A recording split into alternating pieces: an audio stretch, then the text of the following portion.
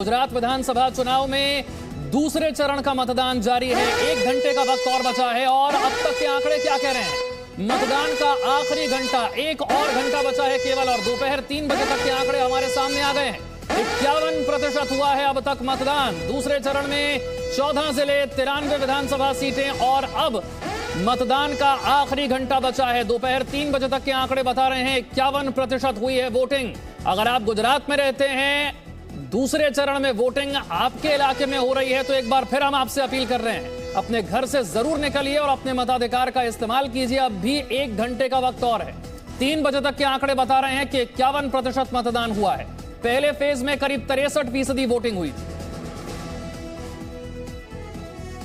मेरे 4 सहयोगी इस वक्त मेरे साथ जुड़ रहे हैं। सबसे पहले रविंद्र, आपके पास आते हुए। रविंद्र, जिस तरह से प्रधानमंत्री को लेकर कांग्रेस ने आपत्ति दर्ज कराई और चुनाव आयोग पर सवाल उठाए, बीजेपी की तरफ से क्या कहा गया? देखिए, बीजेपी के नेताओं को साफ तौर पर कहना है कि प्रधानमंत्री नरेंद्र मोदी जो इलेक्शन कमीशन का जो गाइडलाइंस है और प्रोटोकॉल है उसका पूरी तरह से पालन किए। 100 मीटर की जगह पर उन्होंने 200 मीटर पहले अपनी सरकारी गाड़ी से उतर गए और व्यक्ति अपना वोट डालने जा रहा है, पैदल जा रहा है। दोनों तरफ अगर लोग हैं, अभिवादन कर रहे हैं, तो कोई भी व्यक्ति हो, चाहे वो प्रधानमंत्री हो या आम आदमी हो, वो उस अभिवादन को स्वीकार करेगा ही, अभिवादन करेगा ही। तो प्रधानमंत्री ने कोई भी प्रोटोकॉल नहीं तोड़ा है, कोई भी गाइडलाइंस को उल्लंघन नहीं किया है। ये बीजेपी का नाम, और कांग्रेस चूंकि हार रही है इसलिए वो आरोप लगा रही है। एक बात और बता दे, जो आरोप प्रत्यारोप के अलावा, अभी मैं जहां बूथ था वहां से बीजेपी कार्यालय आया हूं अहमदाबाद में, और यहां पर जैसा कि आपने भी कहा शुरुआत में कि आखिरी घंटे चल रहे हैं। अब आखिरी घंटे में बीजेपी की कोशिश है कि ज्यादा से ज्यादा उसके जो वोटर हैं वो बाहर निकाला है। एटलीस्ट बीजेपी चाहती है कि उसके जो वोटर हैं 90 से 100% वो सभी वोट करें। और जहां पर मैं खड़ा हूं, इसके अंदर वही काम हो रहा है। बीजेपी के जो स्थानीय नेता हैं, प्रदेश के नेता हैं, वो बैठे हैं और इसके ठीक नीचे पीछे हमारा बता दूं कि बीजेपी का एक कॉल सेंटर है, जहां से पन्ना प्रमुख, बूथ प्रमुख, जो बीजेपी ने 82 लाख जो पन्ना प्रमुख बनाए हुए, हर 3 घर पर 4 घर पर एक पन्ना प्रमुख है, जिसके अंदर में लगभग 25 से 30 वोटर होते हैं। उसका सबका कैलकुलेशन हो रहा है और सबको फोन जा रहा है। तो बीजेपी का जो आपने कहा कि 50%, बीजेपी के नेताओं ने भी कहा कि उनके पास 4 बजे तक 60 से 62% तक वोट हो गई है, यानी और अनुमान है कि 70% तक सेकेंड फेज में वोट हो सकता है।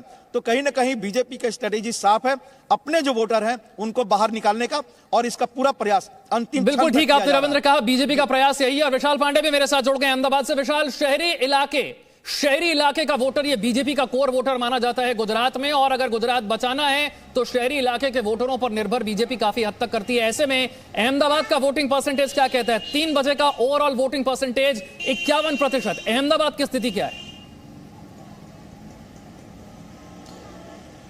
देखिए, बिल्कुल, क्योंकि 3 बजे तक पूरे गुजरात में 51% का मतदान हुआ है। अहमदाबाद के नारायणपुरा विधानसभा के जिस बूथ पर इस वक्त मैं मौजूद हूं, मैंने यहां पर पता किया तो लगभग 42 से 43% तक ही मतदान इस बूथ पर हुआ है, जहां पर मैं इस वक्त मौजूद हूं। यानी शहरी इलाकों में मतदान को लेकर थोड़ी जो उत्सुकता है वो कम नजर आ रही है। हालांकि अभी 1 घंटे का समय बाकी है। लोग हो सकता है कि अंतिम 1 घंटे में अपने घरों से बाहर निकलकर मतदान करने के लिए पोलिंग बूथ पर पहुंचे, लेकिन इस पोलिंग बूथ पर 3 बजे तक के जो आंकड़े मिले थे वो 42 से 43% तक के आंकड़े थे।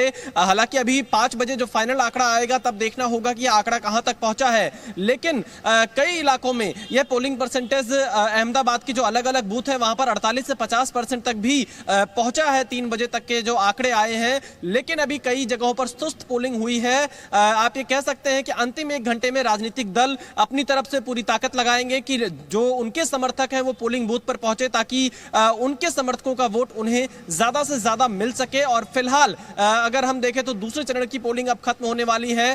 पोलिंग परसेंटेज आखिरी 1 घंटे में बढ़ाने की तैयारी में तमाम राजनीतिक दल दिखाई दे रहे हैं।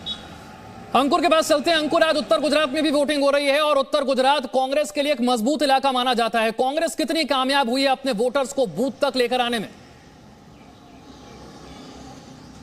देखिए फिलहाल अगर पिछले साल की बात करूं या पिछले चुनावों की बात करूं तो बनासकांठा इलाका बहुत बड़ा एक जिला आता है या बहुत बड़ा इलाका आता है और उसमें 9 विधानसभा क्षेत्र थे जिसमें से 7 पर कांग्रेस का कब्जा हुआ था। लेकिन फिलहाल जिस तरह के परसेंटेज निकल के आ रहे हैं वो बहुत ज़्यादा खुश करने लायक नहीं है, क्योंकि माना जाता है, ट्रेंड माना जाता है कि अगर वोटिंग परसेंटेज कम है तो ये सत्ता न बदलने के लिए है। जब भी वोट परसेंटेज ज़्यादा होता है या वोटिंग बहुत ज़्यादा होती है तो माना जाता है परिवर्तन के लिए लोग बाहर निकले हैं। लेकिन यही बात है जो अब यहाँ पर नज़ारा दिखाई देने के लिए मिल रही है। जहां तक बीजेपी का है, बीजेपी का साफ तौर पर टारगेट है कि उसको अपने वोटर्स को बाहर निकालना है। जैसे मेरे बड़े जो वरिष्ठ सहयोगी हैं रविंद्र, वो भी आपको बता रहे थे, विशाल भी बता रहे थे, बीजेपी इस वक्त अपनी बूथ पॉलिटिक्स को और ज्यादा सुदृढ़ तरीके से करने पर लगी हुई है। चाहे वो पन्ना प्रमुख हो और चाहे वो पन्ना कमेटियां हैं। उन्होंने अभी हाल ही में ये नया जो एक्सपेरिमेंट किया था पन्ना कमेटी का, उसको लेकर भी बहुत ज्यादा तरीके से तेजी से काम किया जा रहा है। हर मुमकिन कोशिश की जा रही है कि कम से कम हमारा जो वोटर है बीजेपी का, उसको बाहर निकाला जाए। ये बात कांग्रेस के पास वो कैडर उतना मजबूत दिखाई नहीं दे रहा है कि जो फॉलोअप होना चाहिए ऐसी कंडीशन में।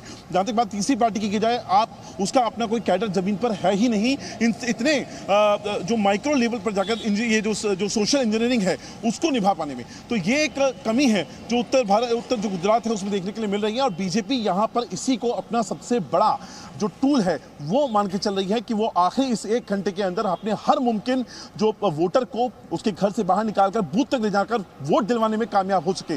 और इसी तर्ज पर अब पूरा का पूरा ये इंजीनियरिंग इस वक्त किया जा रहा है।